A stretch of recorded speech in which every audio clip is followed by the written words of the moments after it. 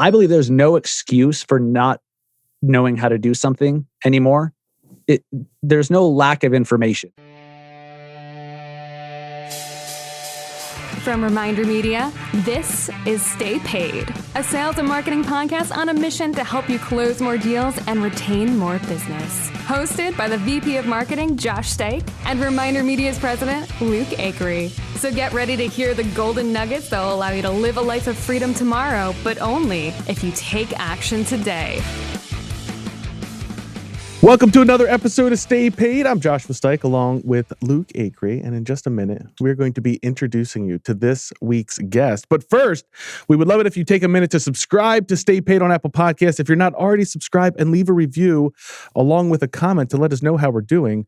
We've been getting a lot of reviews lately. Yeah, we have been getting I think I know where some are coming Hey, you got to get your friends and family to review you. Okay? so don't hate on me for that. I told my whole family got a couple at Christmas. friends and family over Christmas. I was like, hey, how many of you listen to the podcast? And a lot of them raised their hands. I said, how many of you have reviewed it? There you not go. As many hands. You gotta ask. And I go, all right. You guys got to give me. I said, you can be honest, but you got to give the review. My wife's review was the best. This one is not from one of your family members. This is actually from a client of ours. So comes from, I'm not sure the real name, but on Apple Podcasts, it's Italy LMC. She says, great info, 5 stars. I've been a client of ReminderMedia's for a couple years. ReminderMedia delivers great content that can be used in a variety of industries. Highly recommend them. I listen to a couple episodes while starting my day. I can usually pick out several golden nuggets each time I listen. So thank you so much for leaving that review. I think I said she, but I'm not sure if it's she or he. So I apologize. Chat in, let us know your real name, Italy LMC. Our guest today, his name is Dustin Brohm, which is a name you probably recognize if you're in real estate, because not only does Dustin host his own popular podcast called Massive Agent Podcast, a show that teaches real estate agents and mortgage pros how to get more leads and sell more homes, which is what we all want. But he was also a finalist for the 2019 Inman Innovator of the Year Award, has been a keynote speaker at events like Inman Connect and Gary Vee's Agent 2021. And on top of all that, if that's not enough, he's a top Salt Lake City realtor with eXp Realty. Dustin, welcome to the podcast. Thanks, man. Appreciate it. I'm honored to be on. Honored to be asked to join you. Yeah, Dustin, man, it's awesome to have you on. Would love for you to just, you've done a ton. And, I got to knowing you through your podcast. So I follow your podcast and you put out a ton of great stuff. But I'd love for you to share your story of, kind of what's led you up to today. Give us kind of the 30,000 foot view. And then let's dive into this topic of marketing in 2021. Awesome. Thank you, Luke. Yeah, I'm a real estate agent, but I've, over the last 5 or 6 years, I've really transitioned to, mentally anyways, being a marketer who sells homes. And just approaching the business that way has changed everything. So I've been an agent for 10 years. And, the first 3-4 years of my career were just ridiculous.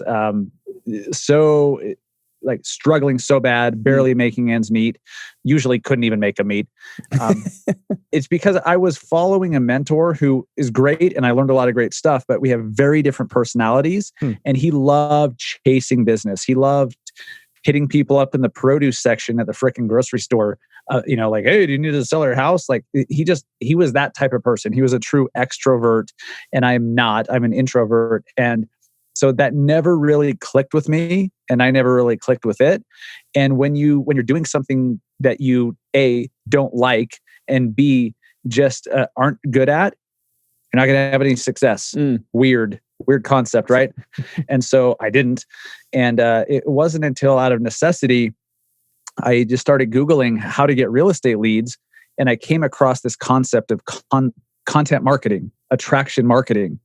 And it was so diametrically opposed to the way that I, in my head, thought that a real estate agent did business.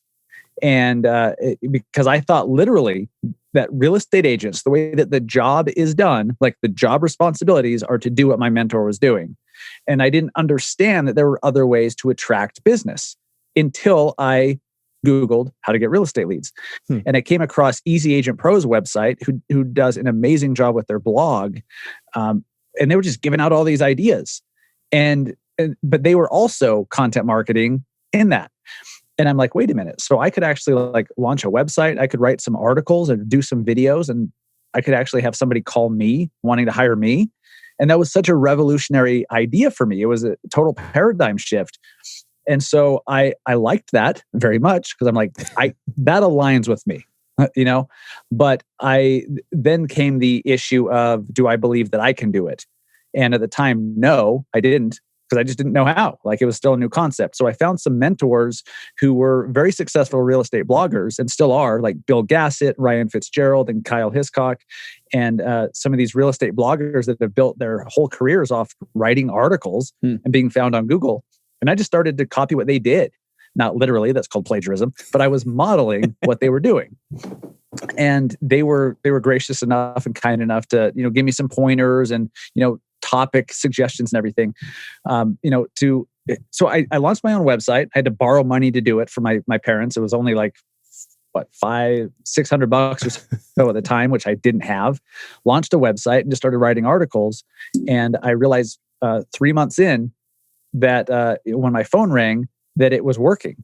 And I think that's a pretty quick payoff, actually. Pretty quick time frame to get positive reinforcement that what you're doing is working. But I had somebody call me and they were like, hey, we saw your video. It brought us to your website. And we learned some stuff. We think you'd be fun to work with. We need to buy a house. That's awesome. And that changed my life because it validated everything that I thought could be possible and that I was told was possible. But now it was real for me. And then now I also knew I could do it. I just had to keep doing it and make it better and everything.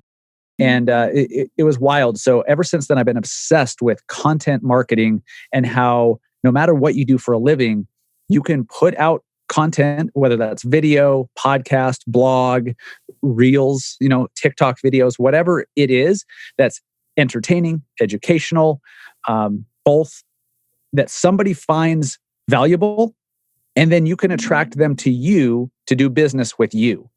And that is such a powerful thing because then you're not competing with 20 other real estate agents to get the listing. They are deciding based on the content you've put out and the credibility that you've built up in their eyes from your content that you're the one. And so then you get those come list me calls. Then you get buyers saying, hey, we want to hire you. And that's just so powerful. So ever since, I've just been obsessed with now teaching other agents how to do that. I launched my own podcast 3 years ago called the Massive Agent Podcast, where I just talk about what I did to turn my career around and, how agents right now should be using social media and attraction marketing to grow their own businesses. And it's been a fun ride. It's amazing how many doors open to you when people can find you on the internet. Yeah, and you give value. I love Yes. the idea because we've had people on the podcast before talk about mentorship, right? And this idea that you want to be your mentor's best student, but if it's not working for you, if it's not something you enjoy, like Luke, you mentioned sometimes on like webinars and stuff that we'll do, like how to in your social routine, like introducing yourself to people at the gym or your barista. I'm like, I don't know that I want to do that. That's not really for me. That's not you. Yeah. Being able to find a different path that works just as well, that works for you. I love hearing that because I think people can take some encouragement and some guidance from that. What should people write about? Let's say you're someone who is interested in making content or making videos. What should a real estate agent, what should a mortgage professional, what should they be writing about or filming videos about that is both, like you said, adds value, but also is entertaining? That's such an important question because the topic of your content matters the most. Right? It doesn't need to be professionally done in a studio. You don't need like all the lighting and all this stuff. Like it needs to look decent. You need to be, it needs to be, you have to have decent audio and video quality, but it could just be you talking into your phone like this. If you're saying something that's valuable, if it's interesting and grabs attention, that's all that matters. So, in that light or in that vein, real estate agents, when it comes to writing blogs and doing videos, especially YouTube videos, that's evergreen content. That's content that can be found a year later, 2 years later, when people search. That's different than social media content, right? If you post something on Facebook, someone 3 years from now is not going to see it. Can you imagine what that would look like? It just kind of dies a slow death. Maybe it gets shared, but then it dies a slow death. Thank God that stuff dies a slow death. I mean, probably people could find it, but thank God. Right, exactly. I mean, Twitter's bad enough. Could you imagine if if Twitter was evergreen too, like, oh, geez, that'd be crazy. I believe that real estate agents specifically should be posting mostly about their community. Okay, not about real estate, but about the community itself, what's happening there, what new businesses or attractions are coming or going, nostalgic stuff like photos from an old shopping center that got torn down 20 years ago that people miss and remember fondly. Stuff like that really, really works well. But because it's searchable, I do think that YouTube videos and blog content specifically, you should be writing and doing videos about real estate topics because people are actively searching for them and then they'll find them if they're there. Social media is another story. Like nobody goes on Facebook to learn the 10 tips for buying your first house. They just don't. They might stumble upon it out of curiosity, but they're not actively looking for it. But they are on YouTube and Google. So do some keyword research. There's all sorts of what are they called? Chrome extensions. I think there's one called Keywords Everywhere that'll help you kind of figure out what are people actively searching for. And that's kind of a clue. If people are searching for it, do some content around that. Do it in video, do it blog, do a video and a blog and embed the video in the blog if you want. There's also, we can really get into the weeds with specific tactics on that stuff, but getting the topic right is such a big deal. I think overall, if you just post about what's happening in your community, that's a way to grow a very wide audience that keeps coming back for more rather than, somebody at a very specific time in their life with a very specific need of real estate information. And then as soon as they don't need that anymore, you're dead to them, right? They have no need for you and your content anymore. Whereas if you're like a local media company, like you become a local podcast or a local blog that is constantly like keeping people updated on what's happening, they're going to keep coming back. They're going to share that with their friends. They're going to tag their friends on Facebook when you post it. And so that's where the value is, just grow a very wide audience that keeps coming back and you become the celebrity in their eyes as the show host or the author or whatever. And the business you can drive from that is it's hard to fathom until until it starts to become real for you. It's amazing the credibility effect that you talked about that content does. Like we've seen this with Stay Paid. Josh and I are nobodies, but over the course of doing Stay Paid and it getting out there, it's like our authority and credibility has risen so much. And I shouldn't be, suckers. But I shouldn't be. But the point is, like, we've done this our whole careers in the sense of we have years and years of experience. This is what we do, right? Marketing.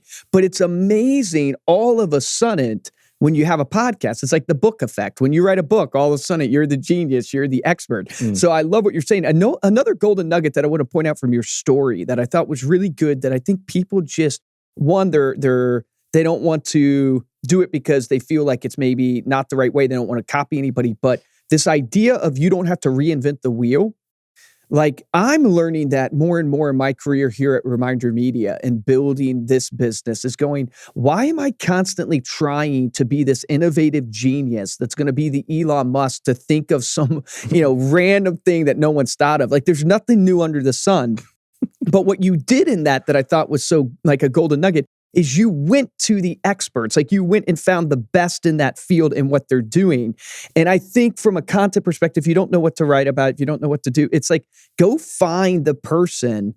And a lot of times they'll actually talk to you. Like they'll actually, like I know for myself, like I'm chatting with people all the time now on Instagram and stuff like that.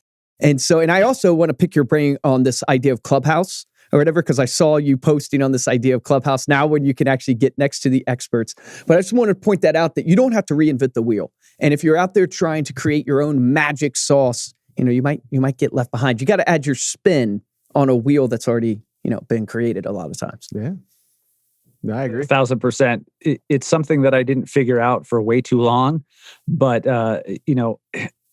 you're right. There's nothing new under the sun. There's only different spins on things, right? Or maybe somebody says something in a way that finally resonates with you. Maybe you've heard it 50 times before, but it just kind of went out the other ear. But the concepts themselves aren't new. It's just they're being talked about in a way, in unique ways, right? That's what you're doing with content too. Like just like none of the content that I've ever done is so revolutionary. Like, there's Elon Musk and Steve Jobs and all of that. Like, we don't need to be that. You don't need some revolutionary video idea of a topic that no one's ever talked about, which I don't even think exists. And you don't need that. You just need to find out, what do people want? Like, what interests them? What gets their attention?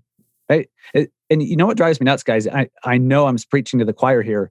How many sales professionals in real estate, especially, maybe I'm just more sensitive to it because that's my industry, but we forget about the audience. We just start pushing stuff out because we want people to hear what we have to say. We want them to know about this. We want them to know that we just listed a house. We want them to know that we sold it in 4 hours, but do they care? Right. No, they don't. Like, the seller cares, but no one else does. They think you're a pompous ass or that you're just, like tone deaf. And so you really have to reverse engineer and work backwards from, what does your audience, the people that you want to work with, what do they actually care about? What will actually get their attention as they're scrolling hyperspeed through their news feed?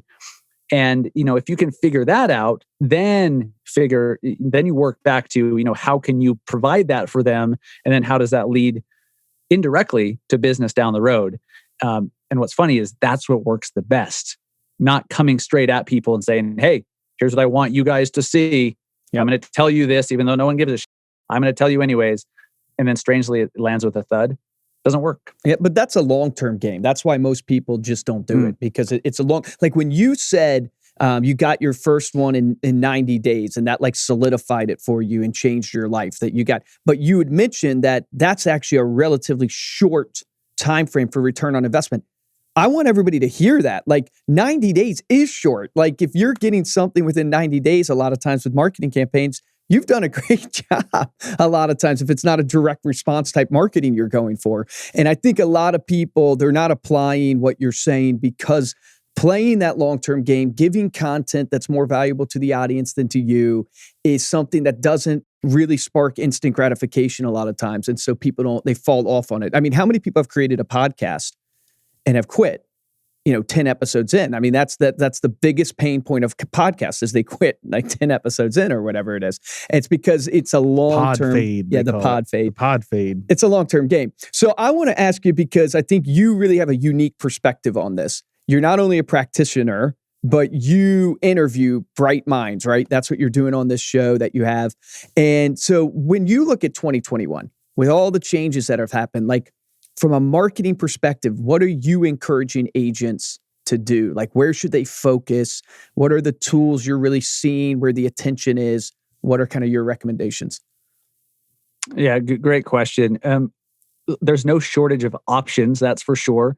And I want to start with a concept, and then I think people can decide which route they want to go with it.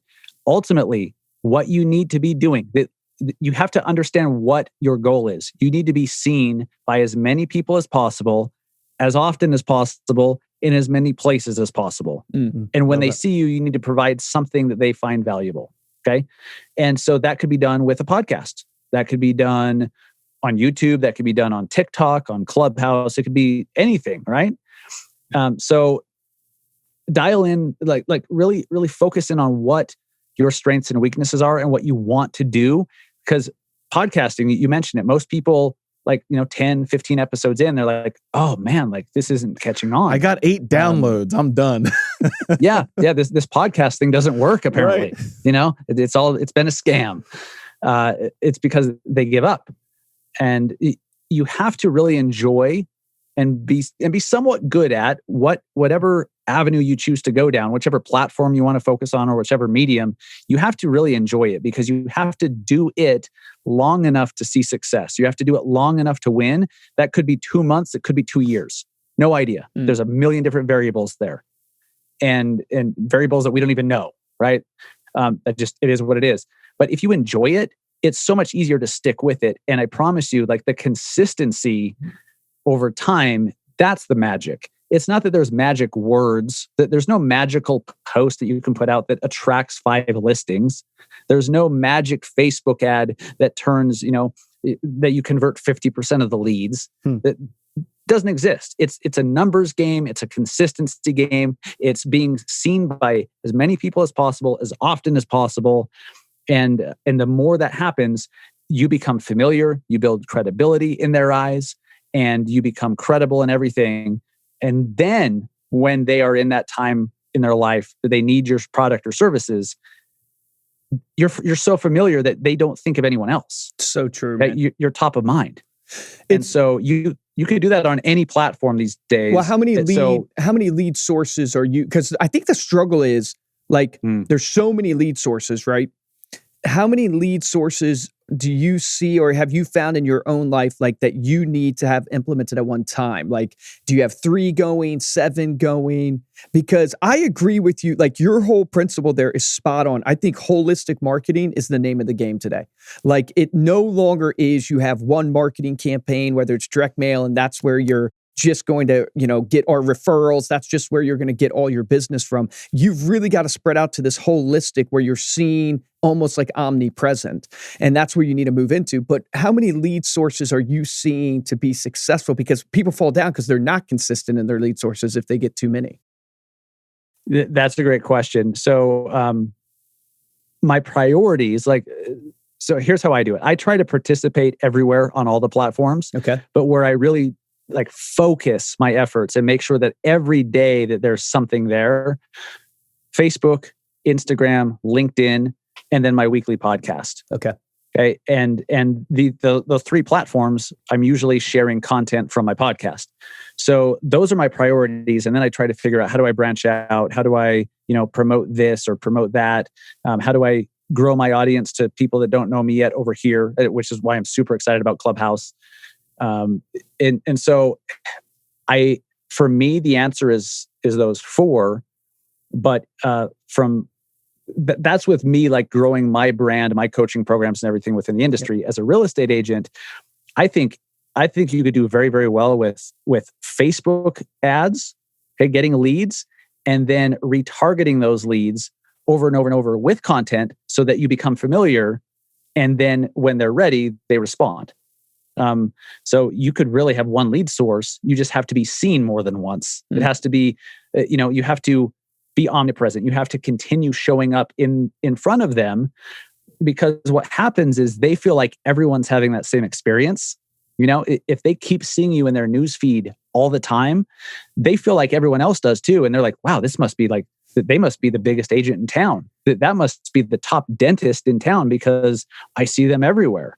Well, they are seeing you everywhere because of retargeting. Right. And so I feel like you can really, if you know what you're doing, one lead source is plenty. Doesn't mean that that's all you should settle for. Mm-hmm. And this is where the conversation gets kind of goofy, guys. Because I'm kind of talking out of both sides of my mouth, but I'm not.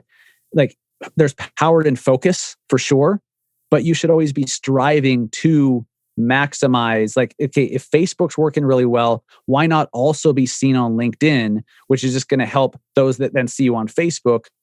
They're going to be like, oh, I saw them on LinkedIn, or oh, I saw them on a door hanger that came by my house last week, right? Yeah. It was on my doorknob last week, and now I'm seeing a Facebook ad from them. Everything works together. Well, I think that the core of it is what you started with. This idea that if you can create the content and you can be a content provider from that perspective, because the risk with digital, and we talk about Facebook ads, and we do a lot of Facebook advertising. The risk with digital, Facebook, Google, any of these ad platforms is with the snap of a finger, could go away. They can shut you off. And we're about to come up on one of these things, right? With Apple. Yeah. Now, this podcast comes out in February, so I don't know if this will be old news or we'll already see the effects of it. We haven't seen the effects of it yet. But when that happens, you might have to pivot. But if you've done what Dustin is talking about and you've created a content platform, and Russell Brunson talks about this a ton as well in terms of getting earned traffic, right? So there's bought traffic, buying leads, buying people to your site. And then there's earned traffic, which is people that you're getting coming to you because you're providing value, because now you've got them on your list, right? And then you can send them information on your list and you can bring them back to your site. You've got them on your YouTube channel. You're providing all of this value and content where that then becomes a cycle where they're bringing more people in and more people are finding you because people are engaging with your content. And then you what have a the great ability. way to think about it, of like, start out with you're providing the content and the value, and the platforms are just mediums of distribution. And how you judge your mediums of distribution is based upon your audience. Like, where is your audience? Where's the attention right now? And if you have the value, you're almost like you can go anywhere. You could be on, you could be on your own blog. You could, do it on Facebook, do it on LinkedIn. You could do it over the phone. Like, you could go almost anywhere, do a seminar if you have your own content. But I think the struggle is, for most people, is that they don't know, one is which one to choose, right? So which one's going to produce the best return on investment? Because we suffer from this, right? When we're choosing, I'll give an example relevant to our business. What conference should we go to within the arenas we work in? Real estate, mortgage, finance. There's so many conferences. There's so many places we could sponsor. And so we're constantly like, well, we want to choose the best conference that we can go to, or the one that's going to produce the most return. And then what happens is you never make a decision. And we didn't go to conferences for years because we couldn't decide what conference to go to, which one's going to net the return, never took the risk. And I think it goes into what you're saying. It's like, there's no magic, but just pick one, stay consistent in it. And once you got that mastered, then reach out and grab the other one, because you'll find that you'll evolve faster by just doing it. 1,000%. Yeah. Start with what you already enjoy doing, what you already understand. If you've never used TikTok and you're really good with Facebook, you're really consistent, you understand the platform intuitively, it just makes sense to you. But people are saying TikTok is so hot. And then you go over and try to make sense of TikTok. That's not very easy to make sense of TikTok. It's just a totally Trust different me, I've deal. tried it. Yeah, it's weird. It is. So don't start something new. Like, start with what you are already doing, double down on it. And then once you have that down to a science, then figure out, okay, how do we amplify this? How do we branch out to this platform? How do we make this work together? How do we, put these pieces together? And, maybe you need to hire an assistant. Maybe you need a virtual assistant or someone to help you scale that based on your bandwidth. Because, everyone listening, they're learning marketing to help them get more business, but the marketing is not their business. Marketing is a way to get more of it. So they still have to do the work. They still have to do the job and service the clients and provide the product. So at some point, you're going to run into bandwidth issues. That's why it's so important to pick one thing or two things that you really enjoy doing. You already understand them, and then add on from there. Yeah. I was going to ask about, because I'm dying to know about your thoughts on Clubhouse. Okay. And this whole, because this is by the time this is going to release February 8th.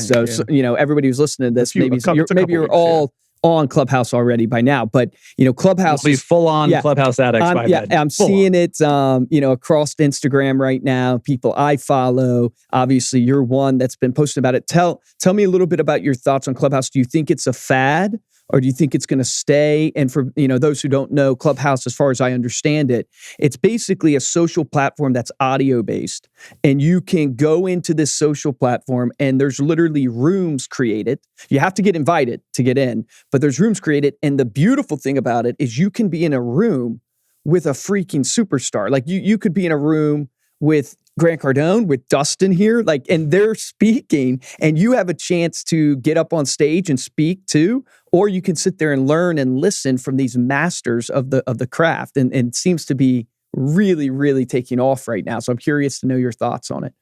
It's exploding. It's consuming the vast majority of my entire week. I looked at my iPhone stats, and it's scary. I didn't even realize I was on the phone that much to begin with, let alone Clubhouse alone. It's very addicting.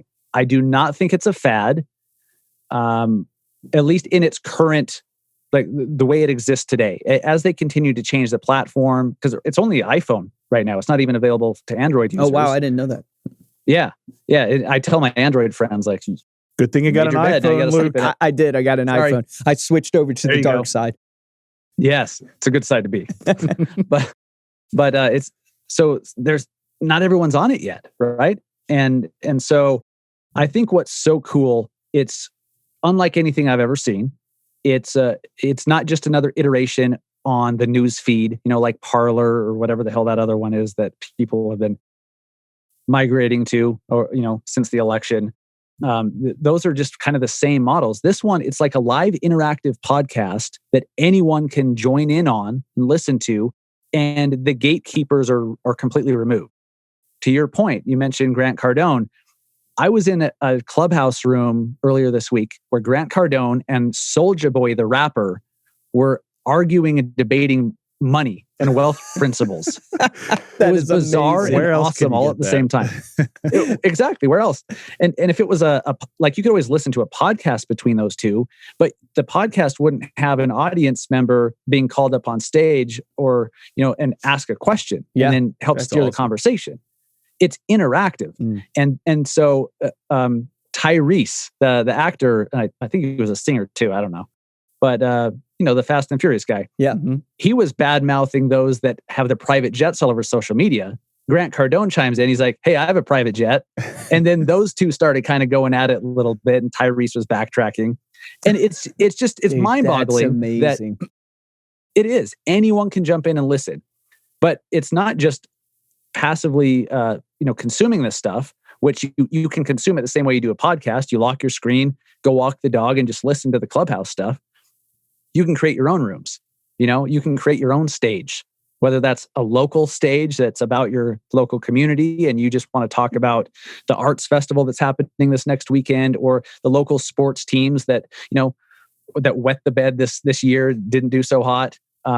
You can create your own rooms and build your own tribes in a very organic and natural way. Like, we're talking about people sitting around in a room having a conversation. Yeah. It's so real, and people crave that real of, I can listen to any podcast. Grant Cardone has so many podcasts, but the fact that it's more real, it's the live effect, basically. It's the Facebook or Instagram live effect, but it's audio based, right? No video on Clubhouse, right?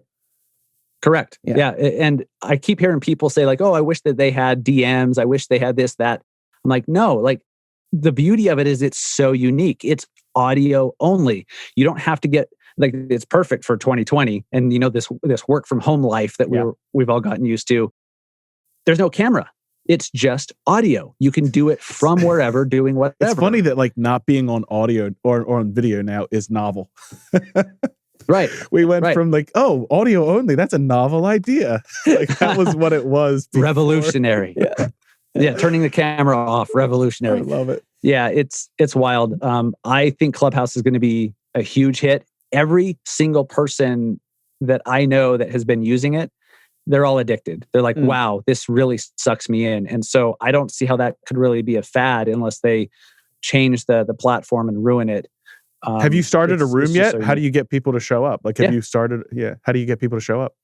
Yeah, so you can follow people and have people follow you. So that's really the only vanity metric in there. But you can go in at any time. You can create a room, spur of the moment, and give it a topic, call it whatever. You could schedule one, which is pretty cool. You're like, hey, Tuesday at 3 p.m., I'm going to be talking about sports in Salt Lake City, or football in Salt Lake City or something. And anyone who follows you is going to get a notification that you set that up. Then if you join another room, and you can raise your hand if you get called up as a speaker on the stage, once you do, a notification goes out to all your followers that you're speaking in that room. That's awesome. That's cool. It's super cool. So, and a chance to learn from when else could you ask Russell Brunson a question? Right. I think we looked into having him speak, and I think it was $100,000 or something like that. Something like that. Yeah. Is he six figures already? I think so. Yeah. Good for him. Yeah. I mean, it's amazing. It's the value he brings. So where else could you get in an app and ask that guy your personal question? It's pretty unbelievable. So I guess then, kind of switching gears a little bit, but getting back to this idea of 2021, where do you see the agents needing to focus their attention, right? We talked about you're looking at Facebook. I know you're big on Facebook ads and stuff like that. Are you seeing it, most of the problem being, hey, look, there's not enough inventory out there, so you're going to have to find a way to generate inventory? What is the marketing approach that you're seeing? You threw me off with that last little bit about the inventory deal, because I thought you were going in a different direction. I really believe that 2021 should be a year of doubling down. Okay, Clubhouse kind of changed my mind on that a little bit, because I was ready to just focus like a laser beam on the platforms I'm on and just doing more of it and doing it better and repurposing that, right? Just being seen on those places more often. And then Clubhouse came along. I'm like, well, I've got to devote some time to this. I think this could be huge. So I think if you have some platforms, if you're doing some things to really that are working, double down on that, focus on that, and then try to figure out how the other tools, like all the social networks and platforms, they're just tools. How can those tools help you accomplish what it is that you already have moving forward? And so I think video. It's funny, we're talking about this fad, this audio only app that I think is revolutionary. But I still think video is huge. It's going to continue to be huge. It always will be. Yeah. I think agents and any business person, anyone who wants attention from anyone for any reason, you have to be on video. And if that scares you to death, then it's the trust practicing. factor. It's what gets people to trust factor. You. Yeah. It's a trust factor. It's a likability factor. It's a personal connection factor. Being on video, being seen on video is the next best thing to meeting somebody in person. Shaking hands, yeah. But I think it's better because you can only meet so many people face to face. You could record one video and have 1 million people see it. It's infinitely scalable. So you've got to let people make a personal connection with you, for better or worse, decide if they like you or not. And that could be done on Instagram stories, YouTube, TikTok, whatever, anywhere. But video has got to be a focus for anyone in 2021. I also think this is kind of a concept, but I'm seeing this huge trend between, and I think in 2021, it's just going to widen even more, the gap between the doers and those that make excuses. And those that are, I believe there's no excuse for not knowing how to do something anymore. There's no lack of information. There's no lack of resources on how to do something. There's a lack of willingness to seek it out, and a lack of willingness to take action on those things. 100%. And so those that are willing to just learn and do and keep moving forward and keep improving and iterating, they're going to win bigger and bigger and bigger, and they're going to get more of the pie. And those that continue to make excuses are just going to be left behind. What, like you're saying, people that continue to make excuses? Are you saying people that are like, well, I don't know how to use social media, so I'm not going to? Or is it like, what do you mean making excuses for? Yeah, those that know what they should be doing to grow their businesses and just don't. They have some excuse. Oh, I don't like video. I'm not good in front of I don't like the way I look. I don't like the way I sound. Well, people, when you're out at the grocery store, people see you there. That's how you look. You're just predicting. You're predicting everyone who's doing will outpace all of those people making the excuses. Yeah, because they just keep grabbing more of the pie, I believe. I actually agree with you 100% from this perspective too, is I think, look, people are starting to realize, okay, it is a content game. Yeah. It is a being seen game. It is an omnipresence game. They're starting to realize they got to produce content. So what does that mean? That means there's more and more noise. It means it's harder and harder to cut through that noise. So which means you have to become better at your craft, better at understanding how to get the views, whether it's on YouTube, how to get the views on Facebook, how to do advertising, those type of things. But I also think there's this component, and Grant Wise mentioned this when he was on our show. The problem, I think, is what he said. It was problem's not really leads.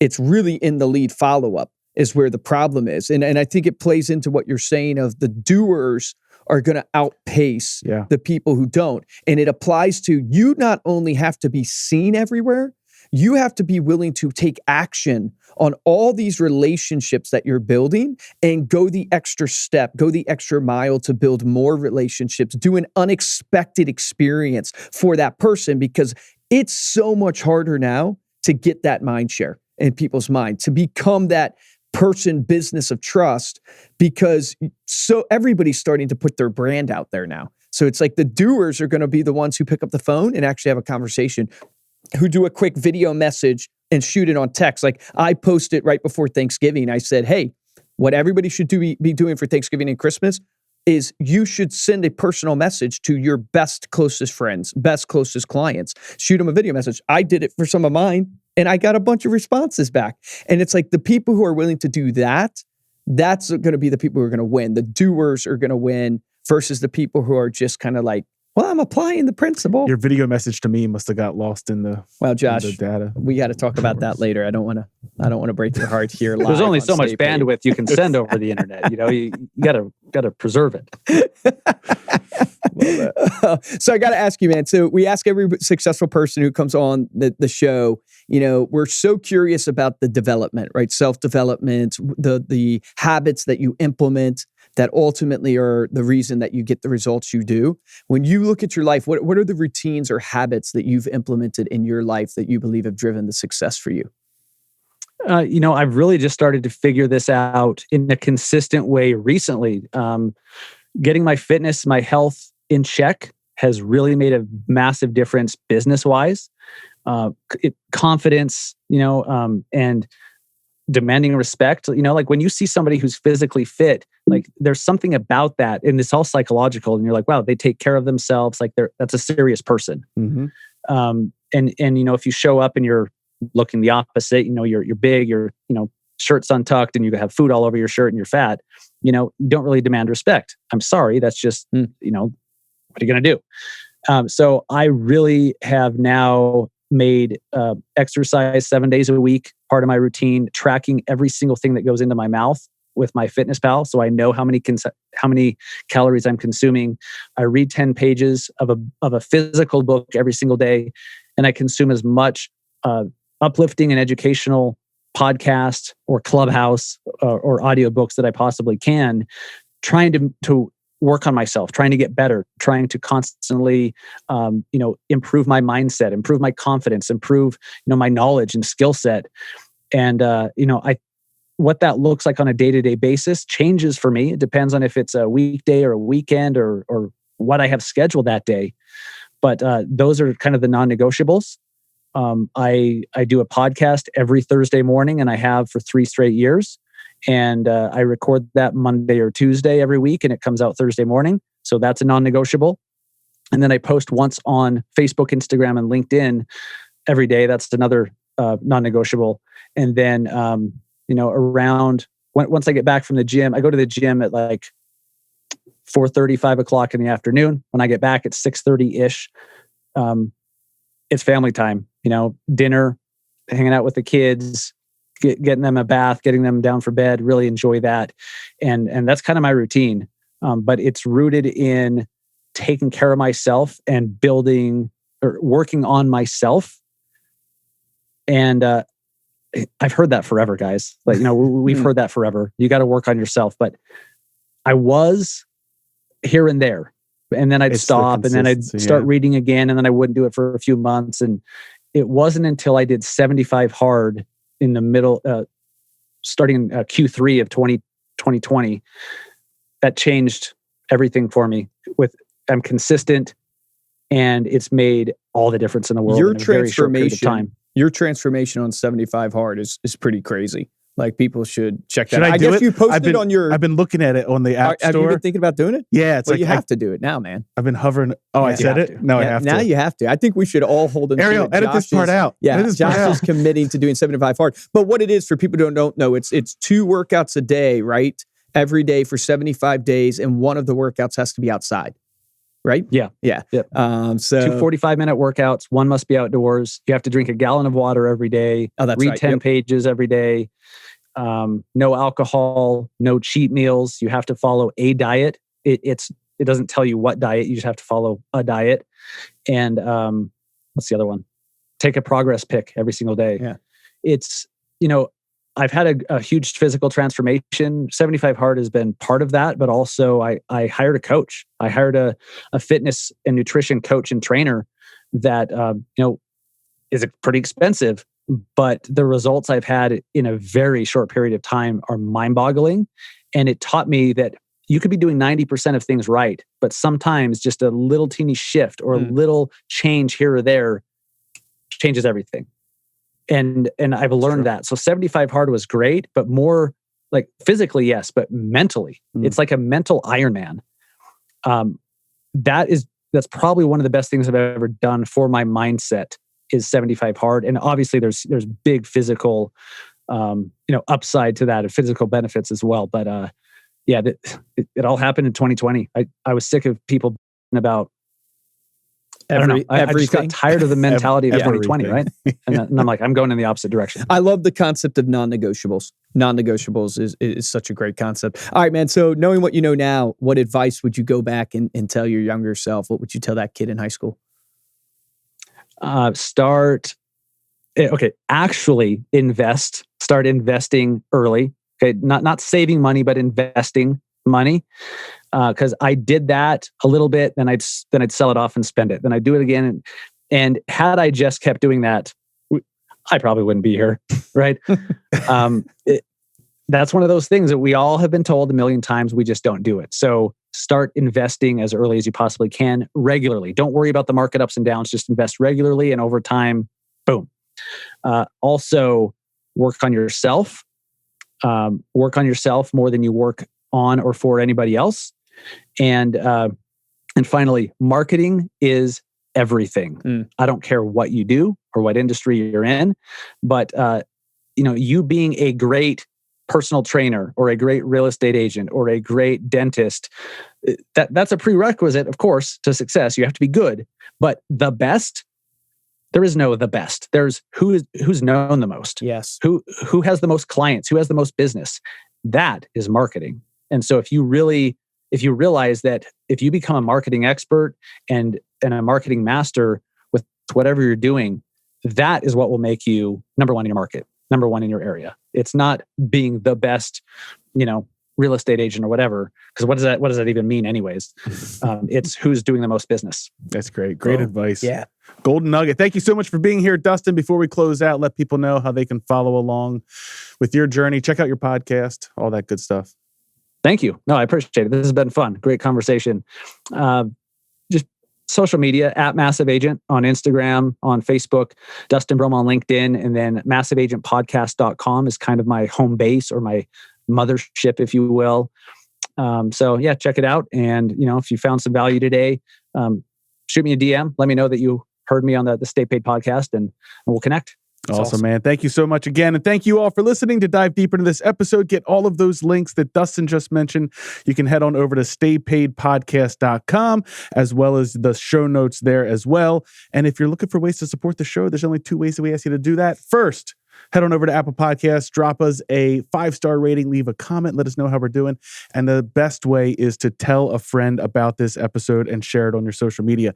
If you want to get hold of me or Luke, you can reach us at podcast@remindermedia.com, or you can follow us on Instagram. We are at Stay Paid Podcast. For this episode of Stay Paid, I'm Joshua Stike. Guys, and I'm Luke Acree. And man, Dustin, thank you so much for coming on. I would encourage everybody, definitely check out his podcast. It is awesome. So many tangible tips. I've been listening to it, so it inspires me. Thinking about the action item for this podcast, I was thinking, you got to go join Clubhouse. And I was like, nah, you need an invite to join Clubhouse. So you got to have an invite to get on. But here's your action item. I truly believe that if you're not starting to create content, valuable content for your audience, in a way, like you won't exist. You won't exist. You have to get out there and start creating content. The perfect place to start is your FAQs. Think of the most frequently asked questions that you get all the time that your clients want to know, your prospects want to know, and you need to create content on those. It could be a video content, could be a blog, could be an email, but create content on that because that's value you're giving back to your audience, back to your community. It's a great place to start.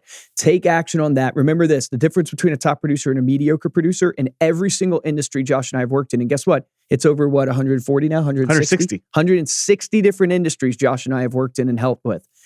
The top producers take action. Take action on that today.